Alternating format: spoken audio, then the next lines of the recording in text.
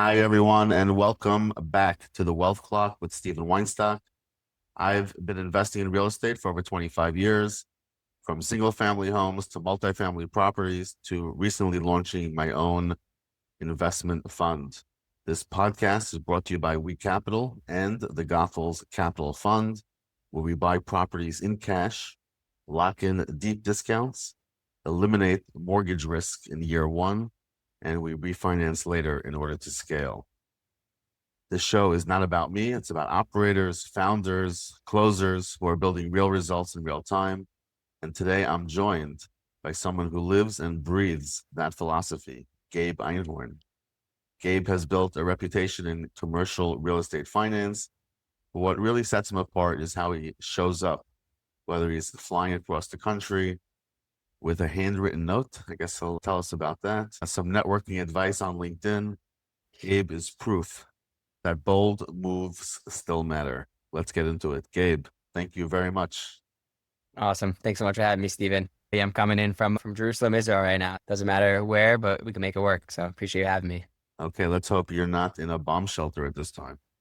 Not right now. No, there's actually sirens this past weekend in Jerusalem, but thankfully have not been in one yet this trip. Hopefully go the rest of the week with that one.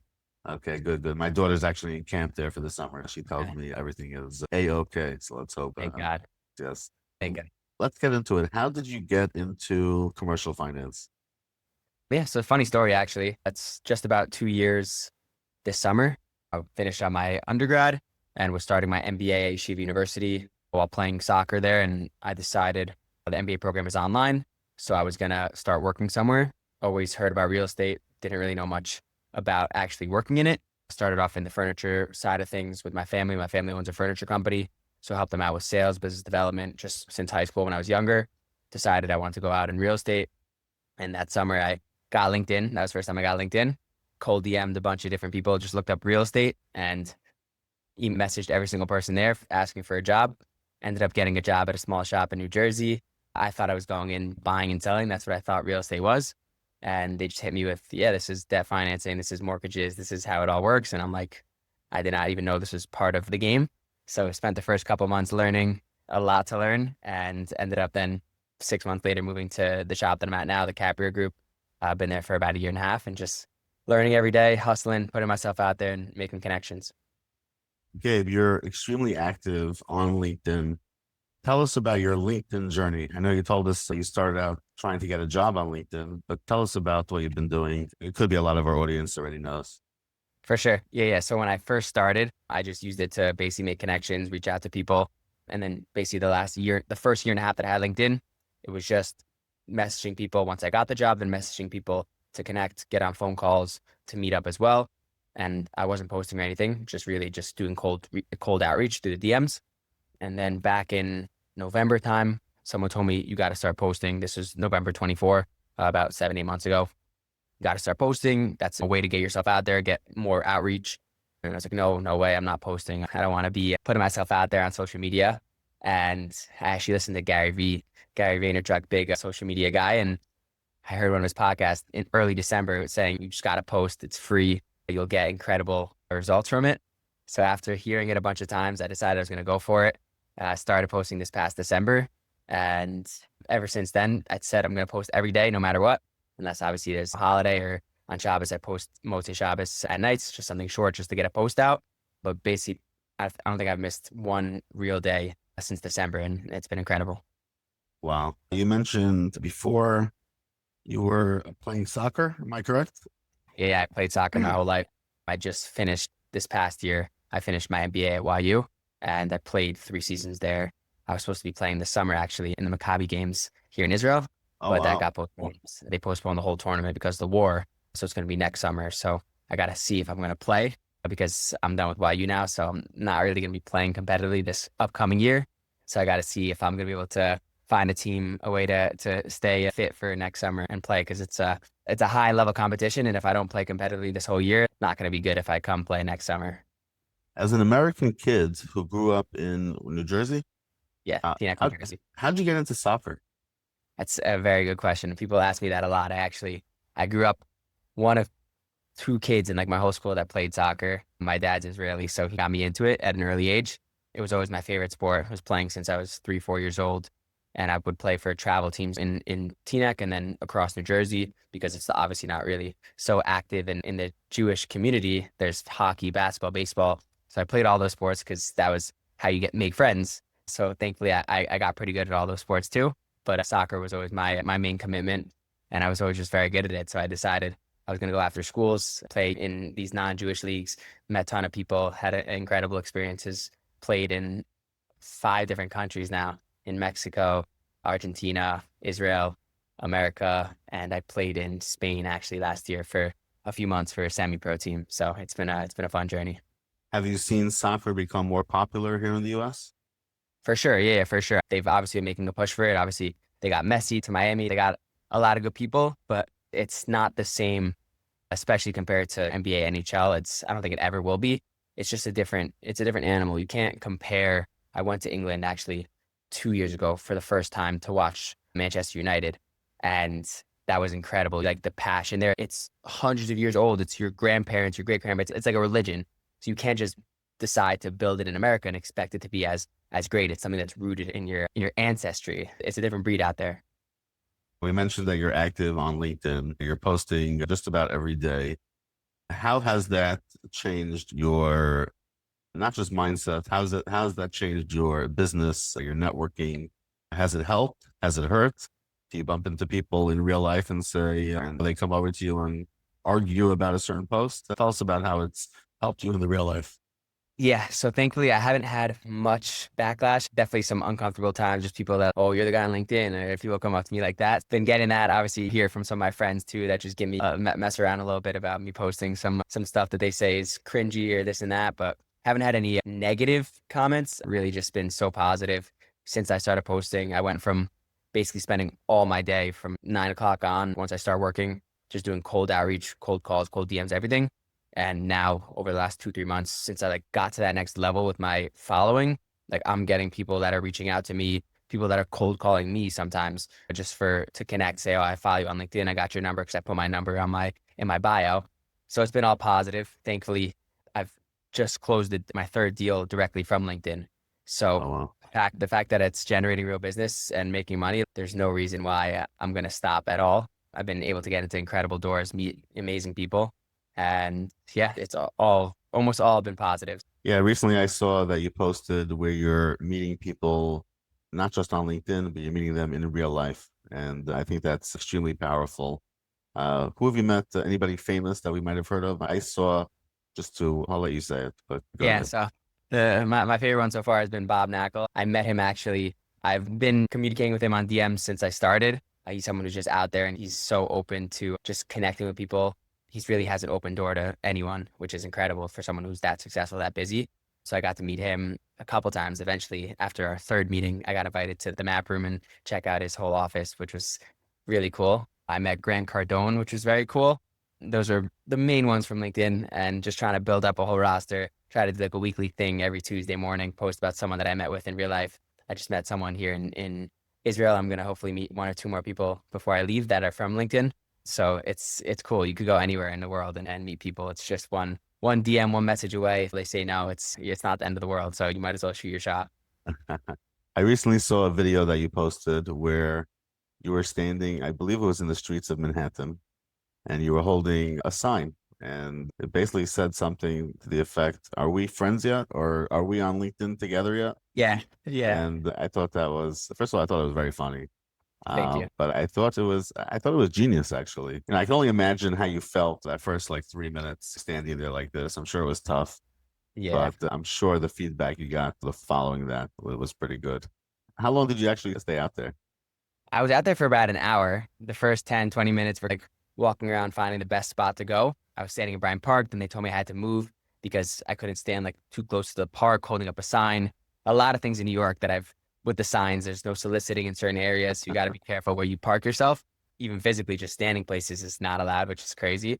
But I was there probably in total about an hour. It starts hurting your arms every couple of minutes. You got to put your arms down. But yeah, it was a cool idea. I wanted to do something special for hitting 10,000 connections. And that was a good idea that we had, just holding up a sign, connecting with people on LinkedIn, seeing the goal was to see how many people I could find that I'm actually connected to, just standing for an hour in New York City. I ended up finding 2 people that I was actually connected to, but then I got 30 new people that were like, oh, it's so cool. I'll connect with you right now.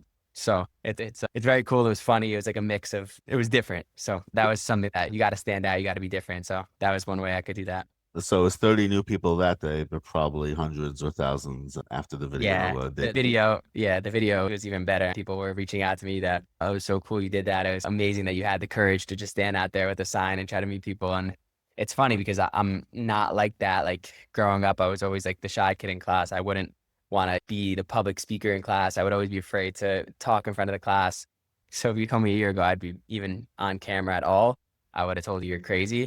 I think some people are born with it, but it's definitely a skill that could be developed, and I'm slowly getting more comfortable with it. I think it's reps getting in front of the camera. It's just like networking. You get more comfortable walking around, meeting people. So the same thing with posting, putting yourself out there. It's just a fear, I think, of failure that you just got to get over and realize that it's not the biggest deal if someone thinks you're strange or weird or they don't like what you say. Like there's always going to be people like that. So you can't please everyone. When you're not posting on LinkedIn of you, a video of you holding a sign, sometimes I'll see that you're posting creative workarounds with potential clients or existing clients in real estate. Maybe just tell our audience what exactly you do, what debt financing means. Just a quick, maybe a 1 minute explanation. So obviously my main job is arranging debt financing. We're a brokerage. So essentially just targeting anyone and everyone who needs debt financing. We have a full database of lenders. And the goal is really what I realized. And after I spoke with actually Bob Knackle, I was confused about what the best target is as a mortgage broker. Investment sales, you try to target some sort of niche, some sort of area. And I actually asked him, I was like, what do you think I should do as a mortgage broker? And he said, it's more of a relationship game, right? You're not necessarily targeting one area, one niche. You're targeting a person. You want an investor. You want someone who you could handle their whole portfolio, whether they have properties in New York City, in North Carolina, and LA, but they're a good borrower and you could take care of all their needs. So that's really what I've changed my mindset to the last 3 or 4 months, is focusing on finding those really good connections where I could build a long-term relationship with them and just handle all their needs, from refinances to acquisition loans to construction loans, and really just hook them up from start to finish. So you're able to facilitate all kinds of loans. Is that? Yes, exactly. Yeah. And So you're the lender relationships, I'm more on the origination side. So I'm trying to bring in the clients. And then we got a team behind us who has all the lender relationships, and they set it up from start to finish, understanding really what the story of the deal is and where the best fit is, and then understanding which lenders fit that bill. So it's obviously a whole game, and I'm trying to learn that on the side while I'm focusing on bringing in deals, then trying to be part of it as well to understand the whole back end side of things. the people you share an office with. How do they feel about your LinkedIn? You're a young kid, you come in, debt finance, commercial finance is an old, stodgy product. It's been around a long time. Sometimes it's people wearing suits and gray hair, etc. And here's some kid Sure. with funny hair comes in, and he's a soccer player and he's holding signs in Bryant Park. What do they say about it? Yeah. So I think at first they were like not so sure like it was gonna work. They're like, okay, as long as you don't make the company look bad and as long as you keep a good rep, like I guess you could try it. I don't think they believed that like it would actually bring in business. They're like, okay, if you're gonna do it, go for it. I think they were definitely shocked when it started actually bringing in real business, and they're like, okay, I guess there's other ways to do it. There's no set rule book. Obviously, cold calling is important. You want to get your calls in, dial in, and that's across the board. It's not so efficient, but it's an effective. It works. People get business from it, but social media is here. It's an incredible way to get more outreach than you ever could from one single phone call. And it's building your name, getting your name out there. People recognize it. And then when they see you in the streets or they just think about financing, they think about real estate, like they might have seen your post that day or they might have saw something that stuck with them. And it's just a good way to get your name out there. Bob Knackle, actually, he's definitely one of my mentors also for social media. And he says, it's not who you know, it's who knows you, right? So you can know a million people and it's great. Obviously, connections are great, but it's even better when they know you and they think of you for certain things. You can't really ask for anything better than that. Yeah, it's not who you know, it's who knows you exactly. And you ever have a cold call, you make the call and they heard of you or they've seen you on LinkedIn or A couple, yeah, a couple. And it's funny because it's actually been happening in person now, which is crazy. Even last week in Tel Aviv on Wednesday, my second day here, and we're hanging out in Tel Aviv. I got a couple friends here who are in the Birthright Excel program, where they're here for the summer. They're going into junior, senior year of college, and they're doing internships for startups. and two kids come up to me and they're like, I think we've seen you like on LinkedIn, like you're posting about real estate stuff. And I'm like, yeah, that's so cool. They go to like one goes to Maryland, one goes to Indiana University. It's just incredible. Like even in Israel, in New York City, a couple events the last couple months too, people have come up to me. It's scary how powerful it is. So that's why I'm also been posting a lot of stuff about Israel lately and my clothing brand, my faith, just my Judaism. I think once you build a certain platform and you realize how far the outreach is, it's very important to take the time, some posts, some conversations to promote things that could make a positive impact on someone. You just mentioned your faith. I noticed you started posting the clothing brand that you recently launched. Tell us about that. Tell us what it's called. Tell us what Yeah, your mindset is with that. for sure. Like I said, I'm in Yerushalayim right now, so I got the shirt on here. I actually just came. I went to the hotel this morning for Chakras and then stood outside the hotel asking people just what prayer means to them, especially what prayer means to them specifically at the hotel, at a holy place like that. And then I went to the shuk after, asking people up and down the shuk if they believe in God, if they pray today. The goal of the brand is we're doing different biblical quotes on the back of the shirt from Tanakh, motivational quotes in English. So it connects to everyone, not just Jews, but Christians, anyone who believes in something greater. It's a way to connect to them through the power of faith, encourage people to be proud of it, to wear it. And then I started, once I got comfortable posting on social media in March, I decided, I spoke to people that are like, you got to now make a social media account for your clothing brand and think of an idea that you're going to stand out, right? You could be a clothing brand, but there's millions of clothing brands out there. How are you going to differentiate yourself that people are going to know you? So I did some brainstorming and I decided I was going to do some street interviews with the clothing brand. I was going to wear the shirts and get microphones and walk around the streets in New York City, just stopping random people, asking them if they believe in God, if they pray today, how does faith play a role in their life? Was there a time in their life where they really saw God? Just different questions like that, sparking conversations with all random people across the world. So I started doing that in March. Been trying to do that as much as I can too, and building a following there, targeting some influencers, athletes too, who have big platforms that people see them and talking about their faith, whether they're Christian, Muslim, Jewish, whatever it is, and it could inspire the younger generation. So trying to do that, it's fun, it's meaningful, it's different than real estate. So it's something that gets me going. So it's not something I'm going to stop, and hopefully it keeps opening doors and gets big enough to make a positive impact. You ever get, I guess I won't see this on video, but do you ever get a negative reaction when you ask people about the faith or praying? For sure. Yeah, for sure. Plenty of people that obviously, when you stop people in the street, plenty of people just stop. They keep going. They say, no, what are you talking about? Or people have said, I don't believe in God. Like, God is fake. I wear my kippah. So, like, obviously in New York City, I've had some pretty negative comments about free Palestine or you guys are killers, like some disgusting stuff that obviously we don't put on camera. But it comes with it. And I obviously want to wear my kippah because we're talking to a lot of people from other faiths as well. Most of our content has been with people that are Christian. That's just the majority of people. There's a much larger Christian base than there is Jewish base. And the fact that I can keep my keep on and have these conversations, just people know that, yeah, we're a faith-based brand. We're spreading the importance of belief in God and prayer, but we're still like, I'm Jewish. I'm a Jewish brand. So that's just the root of it. So it comes with its positive and negatives, but it's something, especially in the workplace too. I've had negative things that come obviously with wearing kippah, whether it's at events or in New York City, but most of it has ended up coming, like something good has come from it, whether it's someone walks up to me at an event, they say, oh, I see your kippah, like you're Jewish, and then it ends up building a good relationship.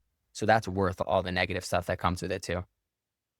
I recently saw a video where you bumped into an athlete. What was he, an NBA player? And We yeah, did I see that correctly? we bumped into a bunch actually. I went to Fanatics Fest in New York. It was about a month ago, literally a 3-day thing. So we went Friday and Sunday. Obviously, I couldn't go on Shabbos. That's when like LeBron James, Tom Brady all came, and obviously we missed them. But we went Friday and we went Sunday, and there was just tons of athletes, influencers just walking around, just hanging out. So I had my microphone, I had a bunch of shirts, just walking around, just literally just following them around, getting 5 seconds, 10 seconds, a minute with them, giving them a shirt to rep. So we met DeMar Hamlin actually, which was very cool. He's the player who almost died on the field a couple of years ago. He had a whole cardiac arrest. He literally, they saved his life on the field. So when I asked him about his faith, he's like, yeah, God is everything. God saved my life. So stuff like that is so cool to see. And these athletes have such a big influence on the younger generations, on kids.